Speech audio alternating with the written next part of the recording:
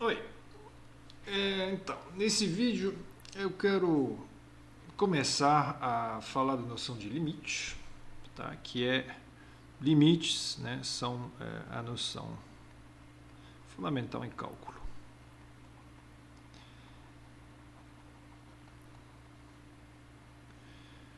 E, bom, por quê? Então, só para mencionar o que vai ser feito, né?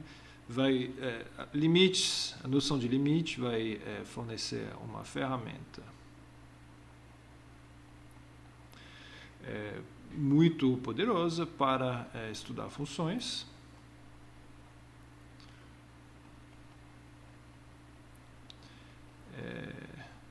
E, bom, porque que vai acontecer?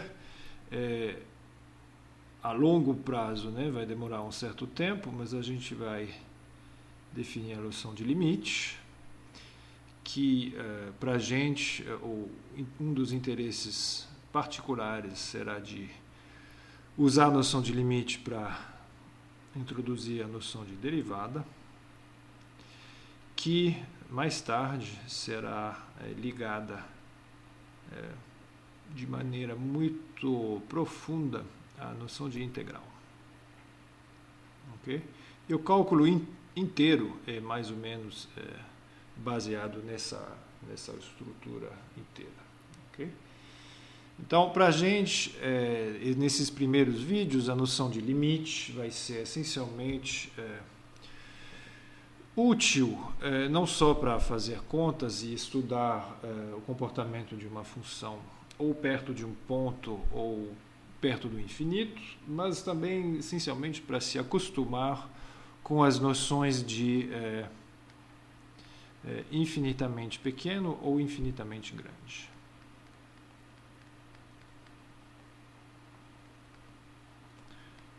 Tá? Então vou colocar isso entre aspas. Tá? A noção de infinitamente grande ou de infinitamente pequeno, que são a base, né, para introduzir a noção de derivada e de integral. Então a gente vai se acostumar com essas noções.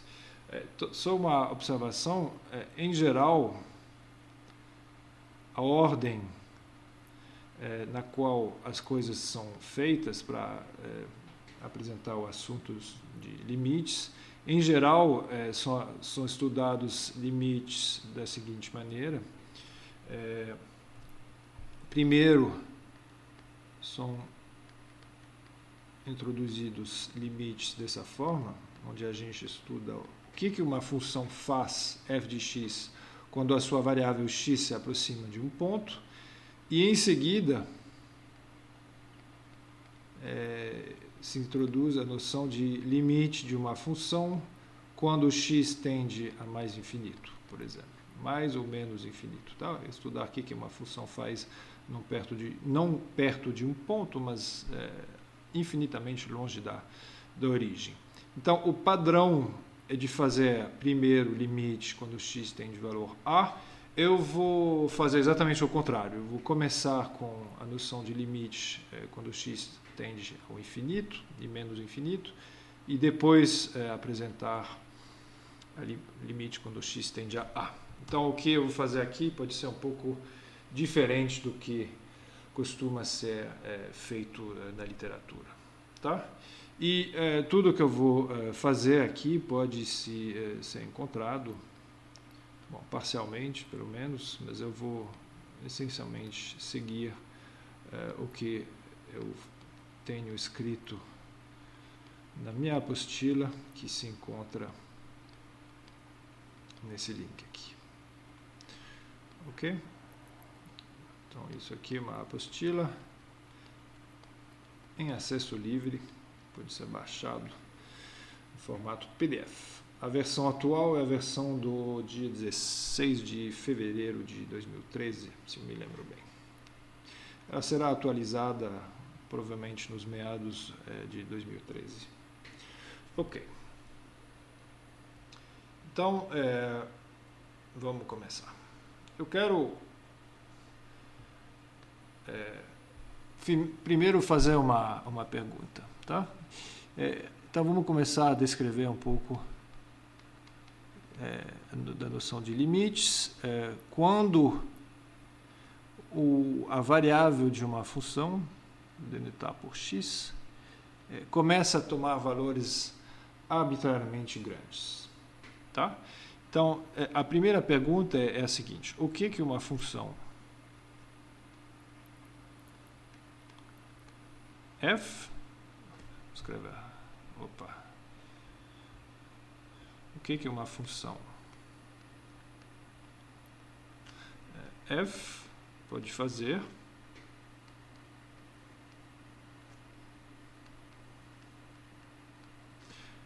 quando a sua variável x, né, toma valores arbitrariamente grandes.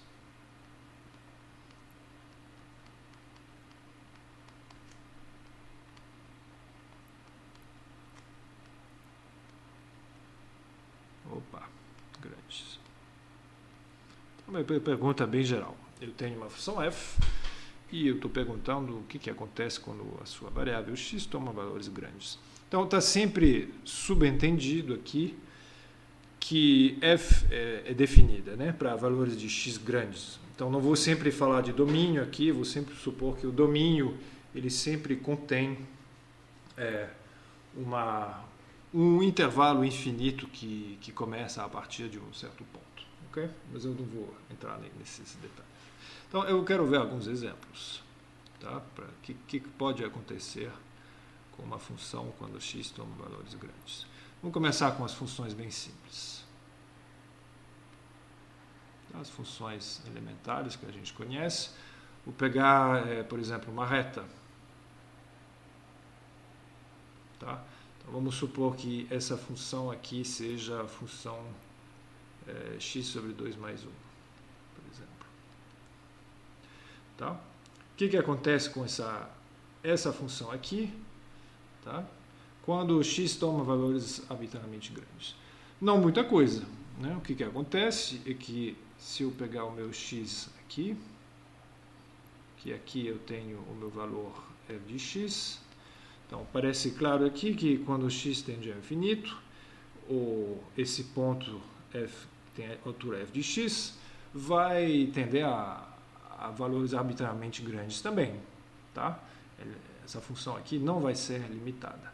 Então, é um exemplo, tá? Eu já vou usar uma notação mesmo sem ter definido ela, né? Se a minha função f for essa, então eu estou a fim de escrever uma coisa do tipo, escrever assim, quando x começa a tomar valores arbitrariamente grandes, então a função f de x também. Tá? É meio informal esse jeito de escrever, mas nesse exemplo aqui parece claro.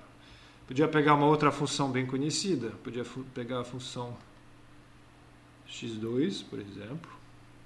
Vamos chamar essa função aqui de x2. Tá? Aqui também, tá? Quando o x tende ao infinito, a função x2 ela também tende a mais infinito. Tá? Então, isso é um caso onde os valores da função ficam arbitrariamente grandes quando o x fica grande. Tá? Observe, a gente já pode observar que as duas funções aqui, quando o x toma valores grandes, as duas funções tomam valores grandes, mas os valores de g acabam sendo muito maiores do que os valores de f. Mas isso aqui a gente volta a descrever depois.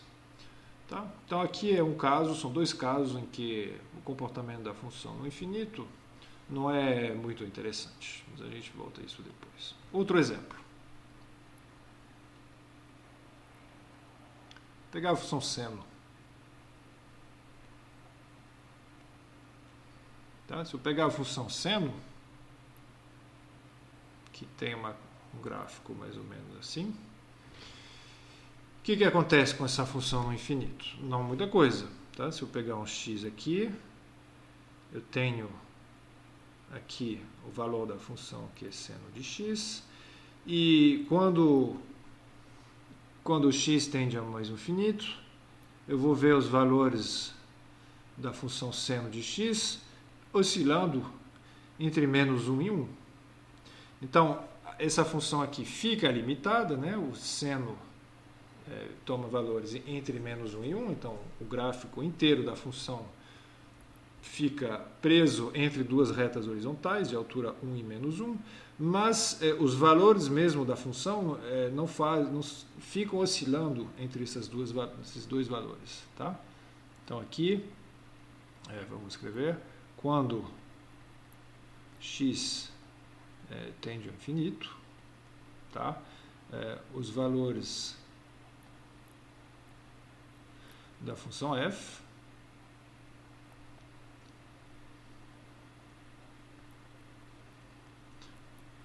oscilam, né? Entre menos 1 e 1. Certo? Então, não é muito interessante também. Nesses dois casos, não acontece nada de particular. Aqui é a diferença que com seno é pelo menos limitado. Tá? Então, vamos ver agora os casos que vão interessar a gente nesse primeiro vídeo, que são um pouco mais interessantes. Então, eu vou pegar agora a função 1 sobre x. Vai ser o nosso primeiro exemplo importante. A função 1 sobre x. Opa. Então, aqui acontece uma coisa mais interessante. Tá? É que quando eu começo a pegar um x crescente, aqui se eu pegar x, aqui eu tenho f de x, que eu posso ler aqui, né, a saída da função f de x, e aqui eu vejo que à medida que x cresce,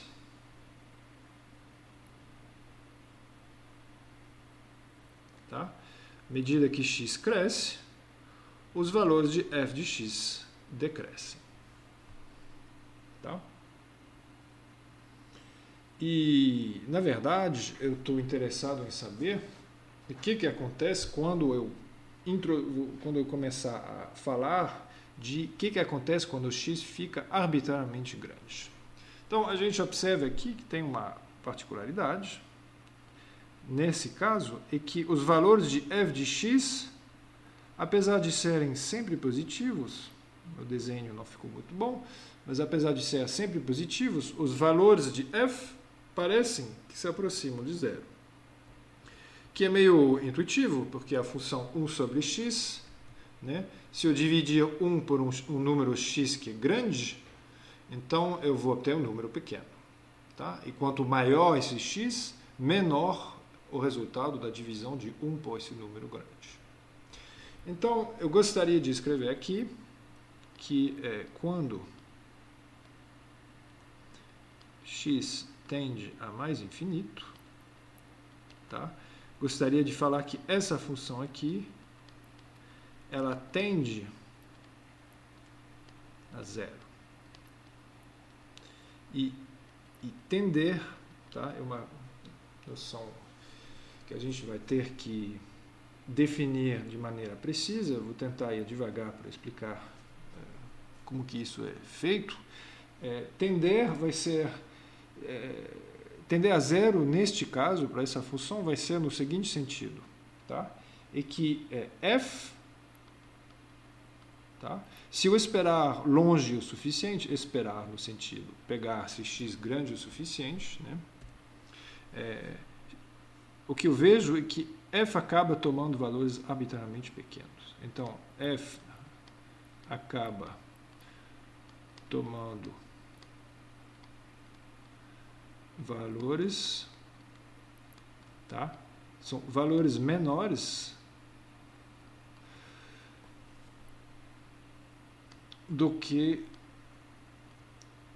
qualquer valor que eu escolher a priori, do que qualquer valor escolhido a priori. Vou explicar isso.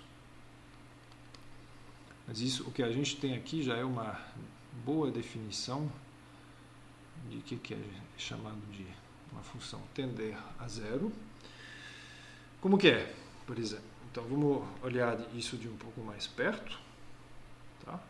O que significa tomar valores menores do que qualquer valor escolhido a priori? Eu podia fazer o seguinte, então vou montar um gráfico.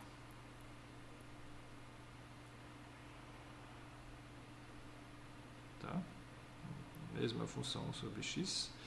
Eu podia fazer o seguinte, eu podia fixar um valor, tá?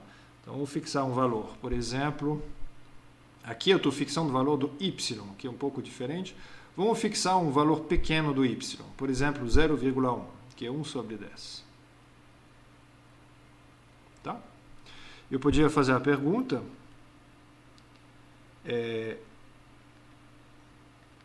quanto tempo que eu preciso esperar para o gráfico da função 1 sobre x passar abaixo dessa reta horizontal? Tá? Ou seja, quanto tempo que eu preciso esperar para os valores da função f serem menores do que 1 sobre 10. Então, no meu desenho, tá? Eu sei que isso vai acontecer exatamente no ponto 10. Tá? Porque 1 sobre x, quando x igual a 10, igual a 1 sobre 10. Então, aqui, os valores da função f, eu vou escrever 1 sobre x. Aqui, os valores da função 1 sobre x, bom, eles são sempre positivos, mas eles ficam também menores ou iguais a 1/10. Tá? Normal, porque todos os x desse intervalo aqui, né, entre 10 e o infinito, todos esses números aqui são maiores ou iguais a 10, logo 1 sobre x é menor ou igual a 10. Então, escrevendo uma frase, eu vou escrever assim, para garantir que a função tome valores menores ou iguais a 1 sobre 10, tá? Eu vou ter que pegar x maior ou igual a 10. E o importante é que para todos esses x, isso vai valer. Ok? Então, a gente podia ser um pouco exigente. Isso mostra que essa função é longe da origem e toma valores menores do que 1/10. Mas eu podia ser um pouco mais exigente. Tá? Eu podia perguntar, mas e se eu quiser que a função tome valores menores do que 1 sobre 100? Então, aqui não tem problema. O que a gente vai fazer é esperar mais tempo, ir até 100, e falar que depois desse 100, adicionar um pedacinho de gráfico aqui, depois desse ponto 100, os valores da função ficam menores do que 1 sobre 100. Então, eu escrevo aqui, para ter a minha função com valores menores do que 1 sobre 100, basta pegar x maior ou igual a 100. Tá? Como é que eu faço? Na verdade, é só olhar aqui e isolar o x e ver que é equivalente a essa proporção, essa propriedade aqui. Tá? Então, eu posso continuar aqui.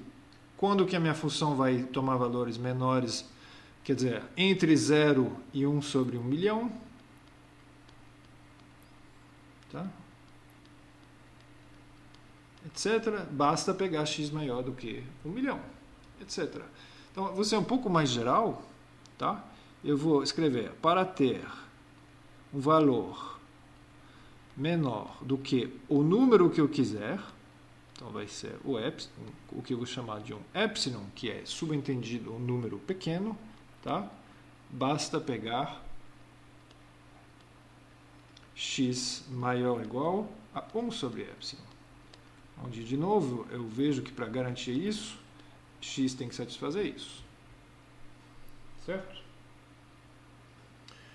Muito bem. Então, Em outras palavras, se eu quiser que a função tome valores pequenos, eu preciso pegar x grande e um outro jeito de escrever, que vai ser um pouquinho mais geral, tá? É a mesma coisa, mas eu vou escrever para f agora, porque já é uma definição de que uma função tender a zero, tá? Para ter os valores, eu vou tomar valores absolutos, tá? Para f tomar valores menores do que epsilon, aqui basta pegar x maior ou igual a um número n, que na verdade é 1 sobre epsilon. Ok? Então, o que está escrito aqui, na verdade, que qualquer que seja a escolha minha desse número epsilon aqui, que pode ser 1 sobre um número gigantesco, por exemplo, 1 sobre 1 trilhão, basta pegar x grande o suficiente e eu vou garantir essa condição. Ok, então essa é a primeira noção de limite, que não é muito fácil eu acho, de entender, mas é o nosso primeiro contato com a noção de limite.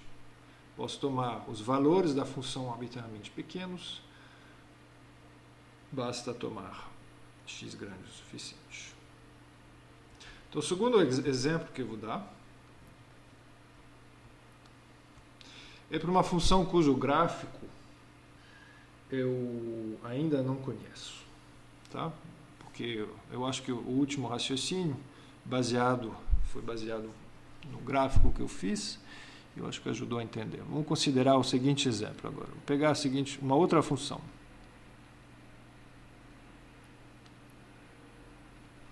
X sobre x mais 1.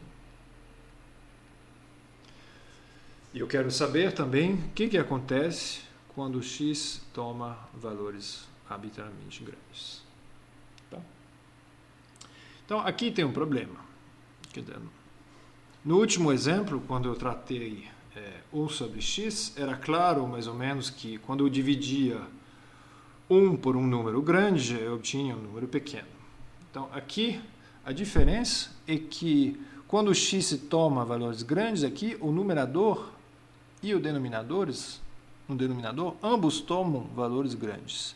Então, eu posso calcular alguns casos. Por exemplo, se eu calcular a função f no ponto 10, eu vou ter 10 sobre 10 mais 1, que é 11. Que é um número um pouco menor do que 1. Né? Vou pegar f no ponto 100, então é um quociente de dois números um pouco maiores, agora é 100 sobre 101. Se eu pegar f em 1000, vou pegar já 10.000, eu vou ter 10.000 sobre 10.001. Ok? Então, o que acontece? Nesse caso, quando x cresce, eu vejo que os valores da função que envolvem o quociente de dois números que começam a crescer, ambos são grandes, mas ambos ficam muito próximos um do outro, no sentido, só tem esse 1 aqui. E a única diferença entre o numerador e o denominador é que tem esse 1 aqui. Então, já que uma divisão de dois números que são da mesma ordem de amplitude, dá a impressão que vai ser o quociente disso deve ser aproximadamente 1. E é claro que à medida que o x aumentar, a tendência a se aproximar de 1 vai crescer. Então, a pergunta que eu podia fazer é escrever, será que tem um jeito, será que tem como mostrar que f de x tende a 1 nesse limite, né? Quando x tende ao infinito, tá? E o que eu vou fazer, observem, eu não estou usando o gráfico, né, nenhum, depois eu vou mostrar qual que é o gráfico dessa função, mas o que eu vou fazer agora é ver se os valores de f ficam próximo de 1. E para isso, para ficar próximo de 1, basta ver se a distância entre o número f de x e o 1 fica pequena. Vamos calcular isso. Qual que é a distância entre f de x e 1? Então, f de x é definido por x sobre x mais 1. Agora eu posso colocar no mesmo denominador a minha fração e o meu 1. Vai me dar x menos x mais 1. Aí com o módulo vai ter módulo de menos 1 sobre x mais 1, que eu posso escrever 1 sobre módulo de x mais 1. E acontece aqui que eu estou interessado em x grande, né? Então, para ter x grande, em particular, x mais 1 vai ser positivo. Então, vamos colocar direto, trocar esse módulo de x mais 1 por x mais 1, simplesmente, tá? Aqui eu estou usando o x, o fato de x ser positivo, né? Vou escrever assim um pouco mais preciso. Eu estou supondo que o x mais 1 é um número positivo, né? Já que x é grande. Tá? Muito bem. Então, para qualquer x grande o suficiente, eu mostrei que a diferença entre f de x e 1 é igual a isso. Mas aqui eu voltei agora num caso de 1 dividido por um número grande. Tá? Uma vez que eu calculei a diferença, agora eu vejo que esse quociente aqui fica pequeno quando o x tende a mais infinito. Então, para ser mais preciso, eu podia fazer a mesma coisa que eu fazia antes, tá? Para ter, por exemplo, para ter essa distância menor ou igual a 1/10, tá? Igual eu fazia aqui.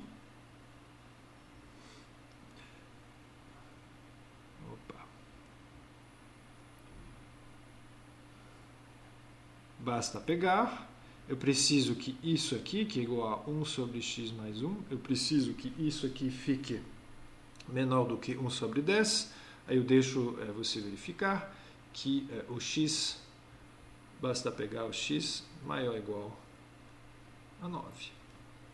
Tá? Aí eu posso continuar, para garantir que essa diferença aqui seja um pouco menor ou igual a 1 sobre 100,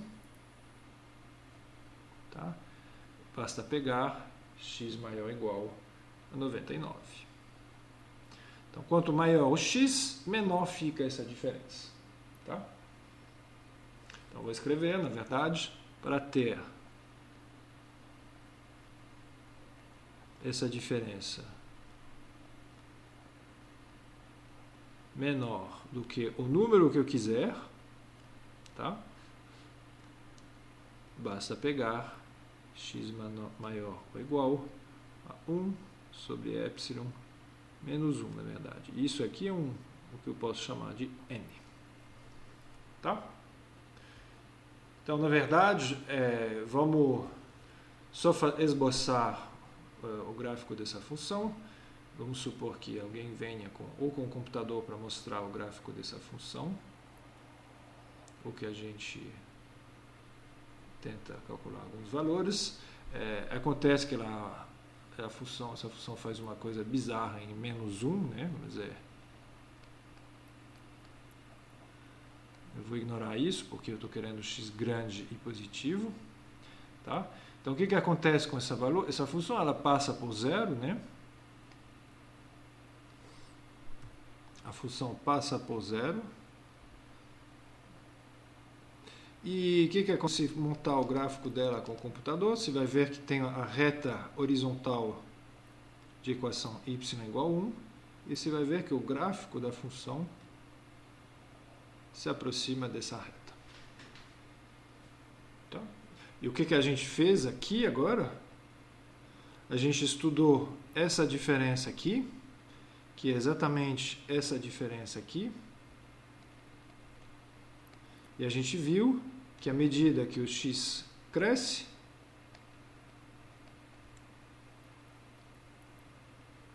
essa distância aqui tende a zero, tá? Tende a zero porque eu posso tornar ela arbitrariamente pequena tomando x grande, tá? Então a gente vai escrever, e na verdade foi exatamente o que a gente provou, a gente vai escrever que na verdade o limite quando x tende ao infinito de x sobre x mais 1 é igual a 1, tá? O 1 sendo esse valor aqui, tá? Que apareceu na diferença que a gente estudou. Muito bem.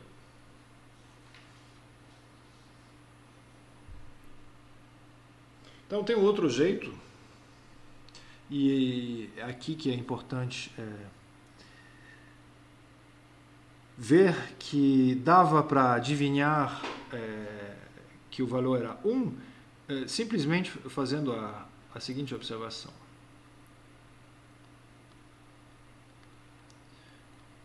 Se eu pegar a minha função x sobre x mais 1, tá? A gente falou que x é grande, então, na verdade, quando x tende ao infinito, o que a gente tem aqui é o que chama uma indeterminação do tipo infinito sobre infinito, tá? Quando eu digo tomar x grande, eu não posso simplesmente jogar lá o valor infinito dentro dessa função, tá? Porque o infinito não é um número real. Infinito é uma noção inventada pelo ser humano, e o que a gente quer dizer é o que acontece quando x fica arbitrariamente grande, mas a gente nunca atinge o infinito, a gente pode ficar arbitrariamente grande só. Então, depois eu volto a falar dessa indeterminação.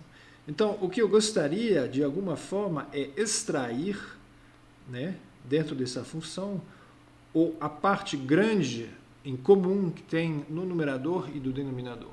Eu vou fazer isso da seguinte maneira. Idealmente, eu gostaria de desprezar esse 1 aqui. A gente viu, quando estava aqui, a gente viu que f num número grande implicava o quociente de dois números quase iguais, mas tinha sempre esse 1 aqui atrapalhando. Então vamos lá e fazer uma pequena operação que vai me permitir desprezar esse mais 1. Então, para fazer isso, eu posso colocar o x em evidência embaixo. Então, se eu colocar o x em evidência, em cima e embaixo, eu obtenho essa fração. E a vantagem agora é que tem um produto aqui. Embaixo é x vezes 1 mais 1 sobre x. Então, já que aparece o mesmo x, eu posso simplificar, tá? Essa simplificação é justificada porque x, apesar de o que me interessa aqui é um x grande, apesar de dele ser grande, quando é exatamente o mesmo que aparece em cima e embaixo, eu posso fazer essa simplificação. Aqui eu não podia, porque aparecia em cima x e embaixo x mais 1. Tá? Então, o que eu tenho aqui,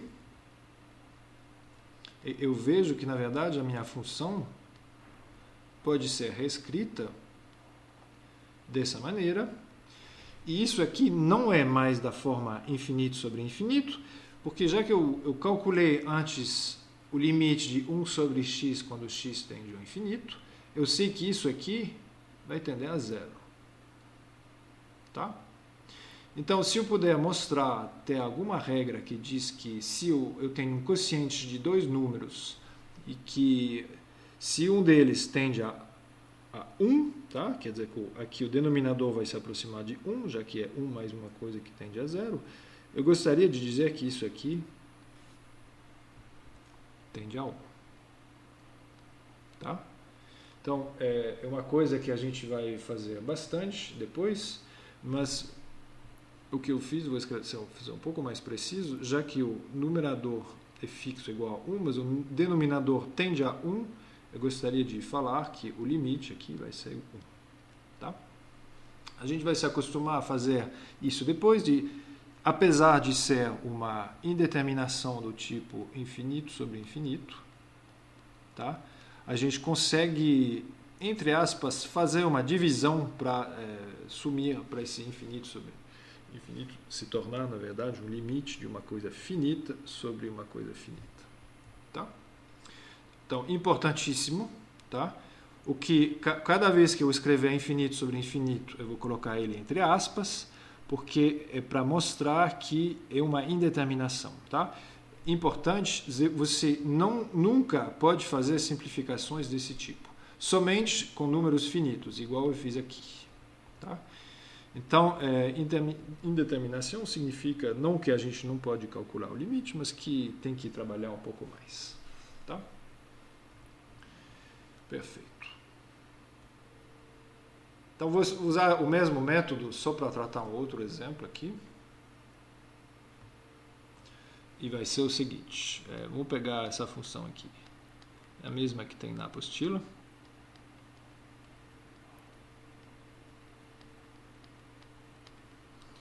Tá? O que acontece com essa função quando x tende a mais infinito? Tá? Então, de novo, quando x toma valores grandes, o numerador toma valores grandes e o denominador também. Tá? 3 vezes um número grande mais 5 me dá um número grande. 2 vezes um número grande menos 1 me dá um número grande também.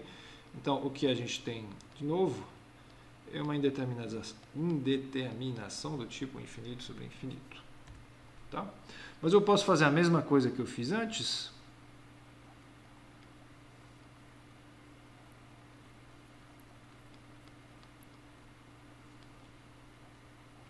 Tá? O que é grande em comum no numerador e no denominador é esse x aqui. Tá? Então, eu vou colocar esse x em evidência, em cima e embaixo.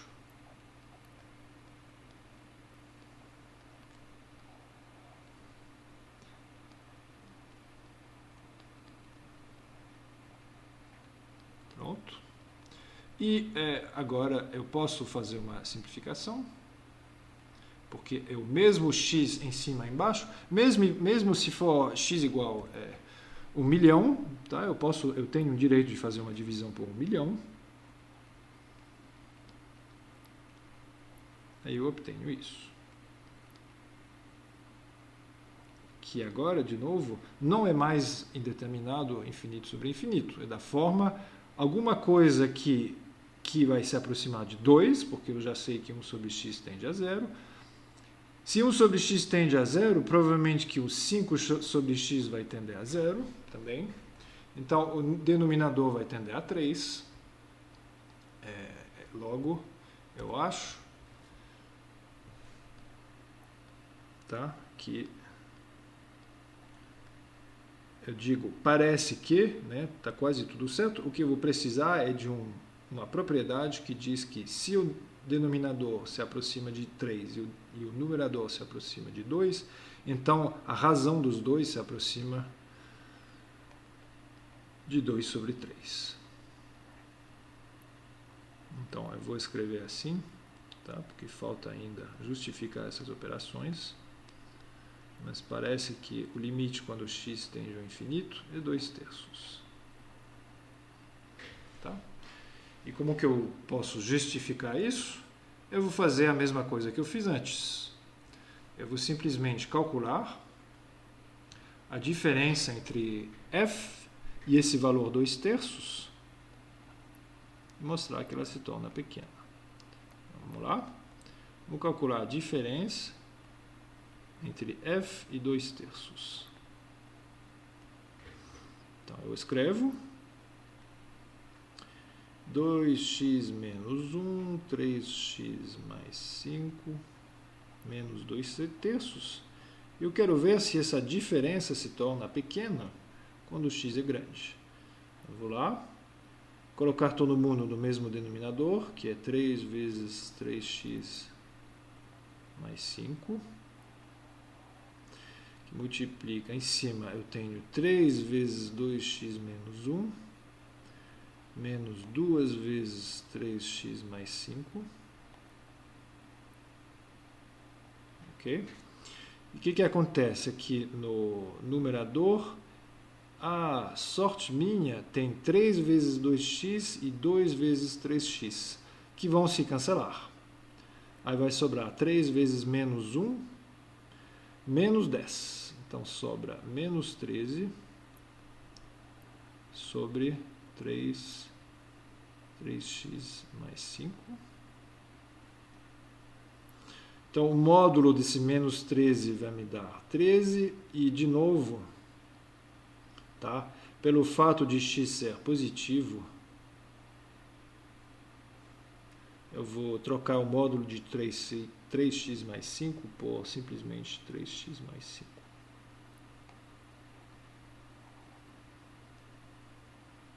Ok? Tá. De novo, 3x mais 5 é positivo, porque x é grande. É por isso que eu tirei o módulo de 3x mais 5. Ok? Então, de novo, eu podia perguntar como que eu faço para tornar isso aqui pequeno. Agora eu vejo que não é uma divisão de um número grande por um número grande, é uma divisão de um número fixo, que é 13, por um número grande, porque 3x mais 5, tá, vai tender ao infinito, logo é uma divisão de um número por um número grande. Isso aqui vai tender a zero quando x tende ao infinito. Tá? Para ser perfeitamente preciso, vocês podem calcular e ver que qualquer que seja o epsilon positivo, né, se eu quiser tomar essa diferença entre f e 2/3 menor do que epsilon, então basta pegar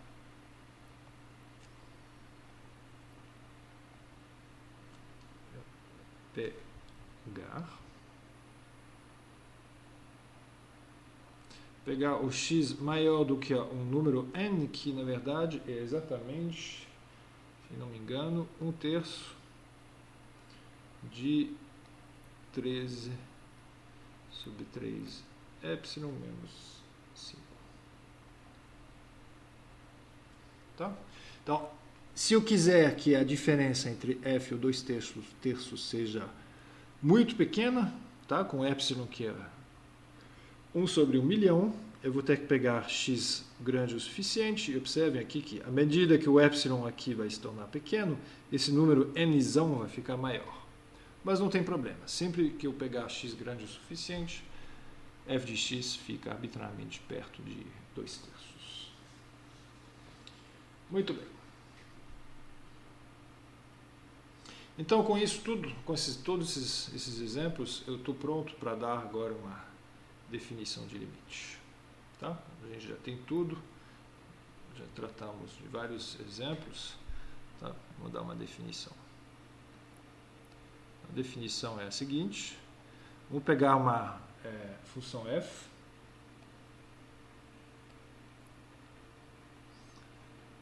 eu escrevo só assim o seu domínio, tá? Onde eu não vou escrever, mas vamos supor que o domínio de D inclui todos os números x a partir de um certo valor, tá? Para poder falar de limite no infinito, senão não faria sentido. Tá? Então, a gente diz que a função f tende a um valor L. Tá?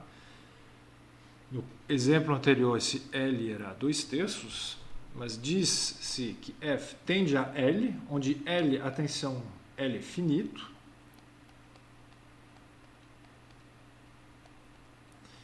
Se acontecer o seguinte, se qualquer que seja a minha escolha de um valor epsilon, né, então deve existir um n, um número n, tal que a distância entre f e L seja menor do que epsilon, qualquer que seja o x maior ou igual a L. Ok? Então, isso tudo para dizer que a diferença entre f de x e L acaba se tornando menor do que qualquer valor fixado a priori. Tá? Então, notação. A notação, em vez de escrever essa frase aqui toda, cada vez, a gente vai simplesmente escrever assim. Limite quando x tende a mais infinito.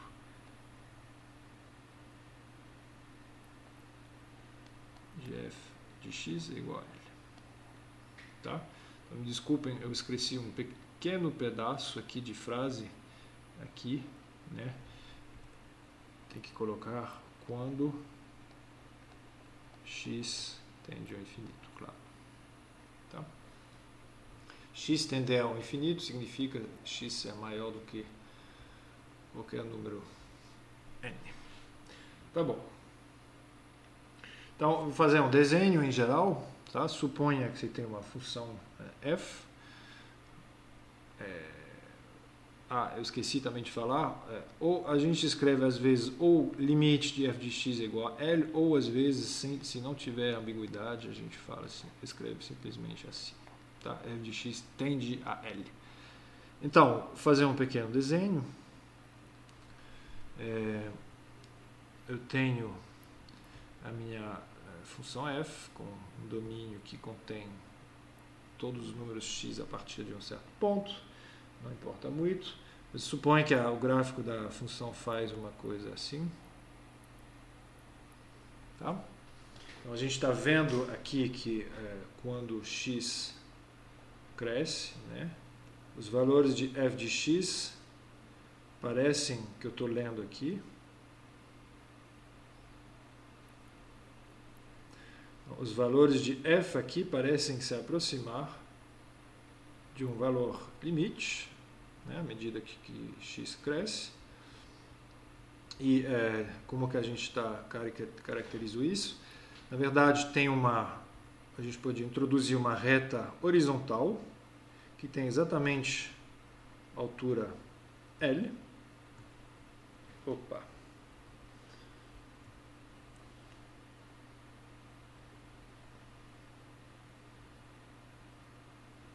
Digamos isso. Tá? Aqui uma reta horizontal de altura L. E o que a gente está dizendo a cada vez é que se eu quiser tornar os valores da função f, que estão aqui, né? Se eu quiser tornar essa diferença aqui pequena, basta tomar x grande o suficiente. Tá? Então, por exemplo, se eu quiser tomar essa diferença aqui menor do que um certo epsilon, então eu vou, digamos, a partir desse ponto, e eu vejo que a partir desse ponto aqui, todos os valores da função ficam perto do valor de L. Se eu quiser um epsilon um pouco menor, tá? Para tornar a função contida dentro desse tubo aqui, eu vou ter aqui, dessa vez, maior do que esse valor n, etc, etc. Tá? É muito difícil desenhar isso no mesmo gráfico,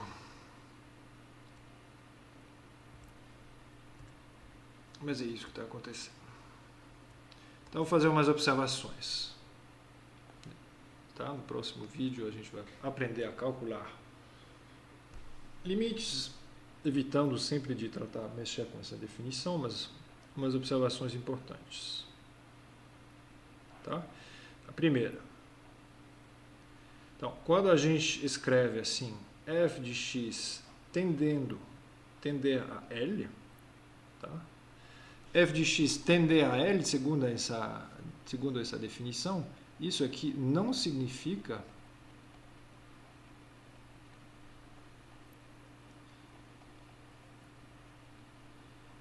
necessariamente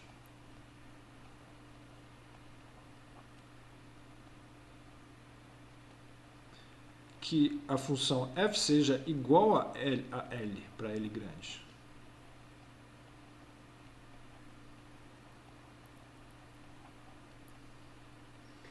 Tá? A gente diz que f de x tende a L, Mas f de x podia muito bem ser diferente de L para todo x, só que a gente está dizendo que ela está se aproximando. Tá? A gente só está dizendo que a distância entre as duas, entre f e L, fica pequeno.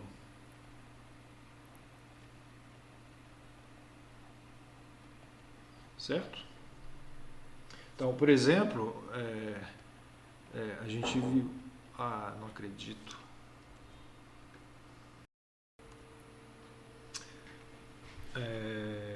O que eu estava falando?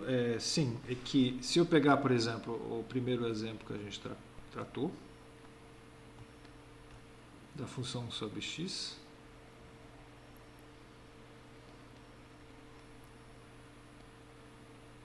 tá? Então, aqui a gente provou, tá? A gente escreveu, segundo a definição, a gente mostrou que o limite quando x tende ao infinito dessa função é igual a zero. Mas isso é segundo essa definição daqui, tá? A gente vê muito bem que apesar desses valores aqui, da distância entre a função e o zero aqui, tá? Apesar dessa distância tender a zero, a função é sempre estritamente positiva para todo x. Tá? Então é importante, ela se aproxima infinitamente perto de zero, mas ela nunca é igual a zero. Por outro lado, podia muito bem acontecer da função f ser igual a L a partir de um certo ponto. Então, outro exemplo, tá? Vamos ver, vou considerar o seguinte exemplo, vai ser, pega a seguinte função, é meio arbitrário, tá? Pega a função 1 menos x, se x é menor ou igual a 1, e a função 0, se x é maior ou igual a 1, maior do que 1. Tá? Então, se eu pegar o gráfico dessa função, antes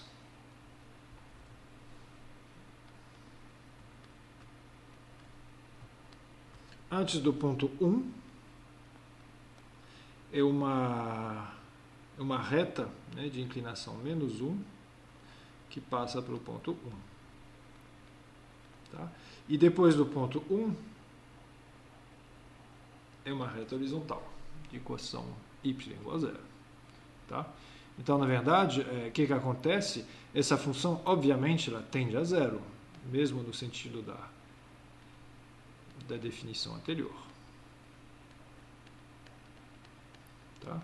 Então, é um caso onde a função coincide com o valor do seu limite para todo x, mas não tem a menor razão de ser assim. Tá? Se eu considerar um outro exemplo, que é essa função aqui, então a gente não precisa se assustar pelo gráfico, mais tarde a gente vai ter ferramentas para estudar esse gráfico, mas se eu passar esse gráfico agora para vocês, tá? O gráfico dessa função faz uma coisa assim. Tá? Então, essa função aqui, ela tende a zero quando o x tende a mais infinito. Tá?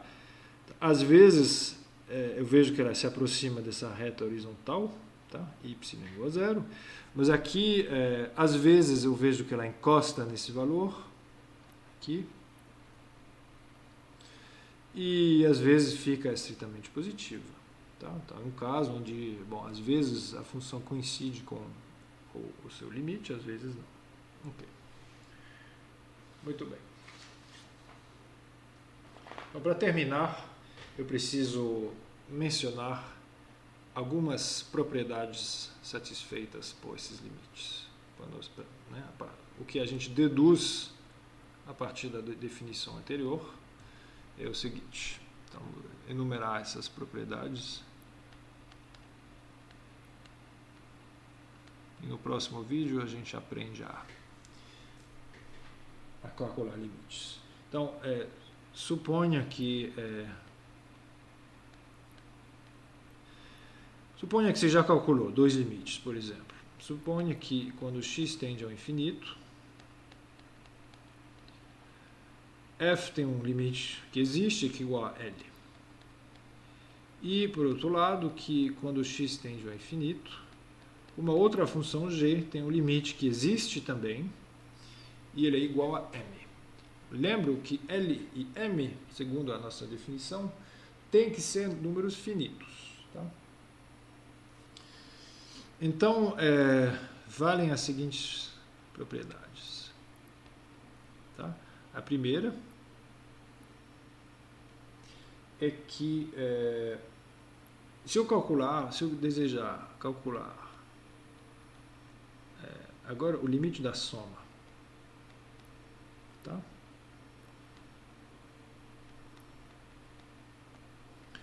Parece claro que se eu souber que f se aproxima de L e que g se aproxima de m, parece claro que a soma de f mais g vai se aproximar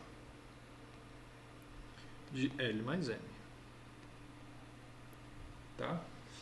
Então, eu teria que provar isso, porque, na verdade, quando eu escrevo isso aqui, eu deveria verificar se isso vale no sentido da definição anterior. Tá? Então, aí eu só vou dar a ideia de por que isso aqui é verdade. Tá? Para mostrar que f mais g tende a L mais m, o que eu preciso fazer, na verdade, é calcular a distância entre esse número aqui, f de x mais g de x, né, e esse número aqui, que é L mais m. Então, eu queria calcular essa distância. Tá? Mas isso aqui eu posso sempre rearranjar da seguinte forma, eu posso escrever f menos L, tá? Eu coloco L junto com f, e vou colocar o m junto com g, e rearranjar o que tem dentro desse valor absoluto. Tá? Mas o valor absoluto, ele satisfaz aquela propriedade, né? O valor absoluto de alfa mais beta é menor ou igual do que o valor absoluto de alfa mais o valor absoluto de beta, que também é chamado às vezes da desigualdade triangular. Então isso implica que se eu chamar isso de alfa, isso de beta, tá? Isso implica que a minha diferença é menor do que módulo de f de x menos L mais o módulo de g de x menos m. Tá? Mas a gente sabe que essa distância tende a zero porque a nossa hipótese é que o limite de f é igual a L. Por outro lado, esse limite aqui, essa diferença se aproxima de zero por hipótese. Tá? Então, se a soma desses dois termos tende a zero, se cada termo tende a zero, a soma vai tender a zero também. Então, eu digo ideia porque aqui falta introduzir aquele epsilon que tem na definição. Mas eu vou fazer isso assim, tá? Deixar isso assim. Vocês podem olhar na apostila. O que eu mostrei é que a diferença dos dois tende a zero, logo f mais g deve tender a L mais m. Então, como que a gente pode usar isso? Um exemplo. Eu já calculei dois limites, por exemplo. Tá? Eu calculei dois limites. Até agora, eu calculei o limite de 1 sobre x. Vou pegar coisas simples. Tá? Eu calculei esse limite, eu calculei também esse limite aqui.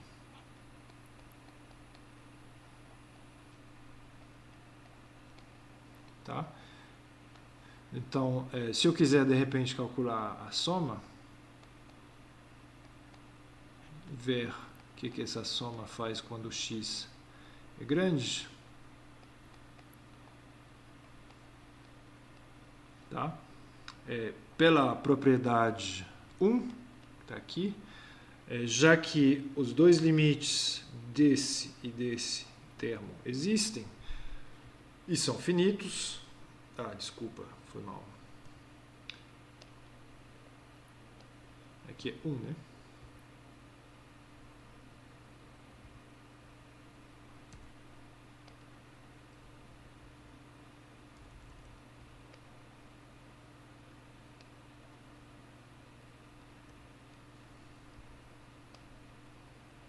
que é 1. Tá? Então, a propriedade diz que esse limite deve ser igual à soma dos dois limites, que é 0 mais 1, que é 1. Tá? E isso é bom porque me evite pegar esse termo todo e calcular a distância ao ponto 1, etc, etc. Tá? É útil usar essa propriedade. Então, tem uma outra propriedade, que é meio óbvia, né? Também, mas se eu multiplicar f e g agora, então provavelmente que o limite do produto vai ser igual ao produto dos limites, L vezes M. Tá? Que mais? Se eu calcular, bom, em particular, tá? Se eu escrever assim, consequência, se eu multiplicar uma função g, ou f, digamos, vou pegar g, se eu multiplicar uma função g por uma constante, o que é uma constante? Uma coisa que é um número, mas um número fixo, que não depende de x, tá? E que eu quiser calcular esse limite aqui, então eu posso usar essa regra 2, tá? E multiplicar os limites, que é equivalente a dizer que o lambda pode sair do limite.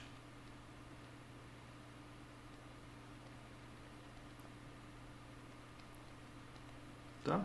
Então, por exemplo, eu já usei isso um pouco mais cedo, mas eu estava em algum lugar onde eu precisava ver o que acontece com 5 sobre x, tá? E 5 é uma constante, então 5 pode sair do limite. E esse limite 1 sobre x eu já calculei, ele é 0. E 5 vezes 0 é igual a 0. Okay? Então, se 1 sobre x tende a 0, é claro que 5 sobre x deve tender a 0 também. Tá? Qual que é a última propriedade que eu vou enunciar aqui? É sobre a divisão. E aí tem uma sutileza. Então, terceira propriedade é que se eu calcular o limite do quociente,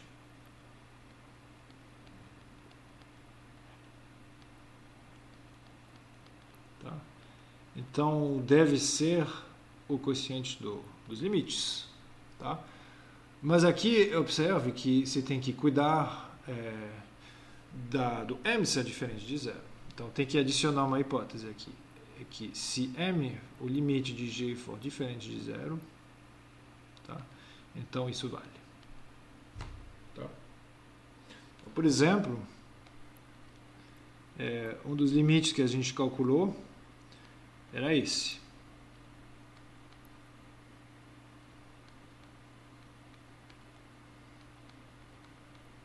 Tá? Então aqui é um quociente, esse quociente aqui é da forma f sobre g, só que eu não posso aplicar o lema, porque a propriedade, porque o limite de f, por exemplo, é infinito. E o limite de g, que é x mais 1, é infinito também. Tá? Então, quando isso acontece, eu não posso aplicar aquela propriedade. Tá? Então, para calcular esse limite, essa regra aqui não é útil. Mas eu posso fazer outra coisa.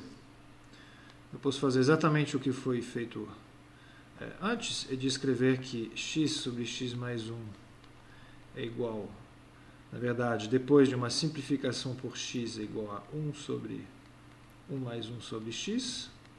Tá? E agora, quer dizer que eu posso escrever esse limite aqui.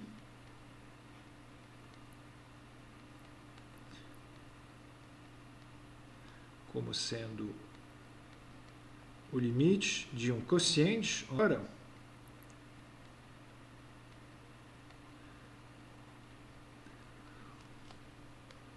Dessa vez, quando eu vejo a minha função assim, se eu chamar esse 1 de f, que é uma constante, ele vai ter um limite que é 1, obviamente, porque é uma constante. E se eu chamar esse 1 mais 1 sobre x de g, então o limite de g vai ser o limite de 1 mais o limite de 1 sobre x, que é 0. Tá? Aqui eu estou usando a primeira propriedade, limite da soma, é a soma dos limites. Então isso aqui, usando as propriedades 3 e 1, na verdade, né? Isso é 1 sobre 1. Vou escrever ser um pouco mais preciso. 1 sobre 1 mais 0, que me dá 1. Ok? Então, essas regras aqui, elas justificam, na verdade, algumas operações que eu fiz mais cedo. Tá? Então, vamos ver só um outro exemplo de o que a gente podia calcular. Então, por exemplo, se eu tiver ali o seguinte limite, eu coloquei x2 sobre x3 mais x2, por exemplo. Tá? Então, o numerador e o denominador, ambos tendem a zero, a infinito, certo? Então, é um caso de uma indeterminação do tipo infinito sobre infinito, tá?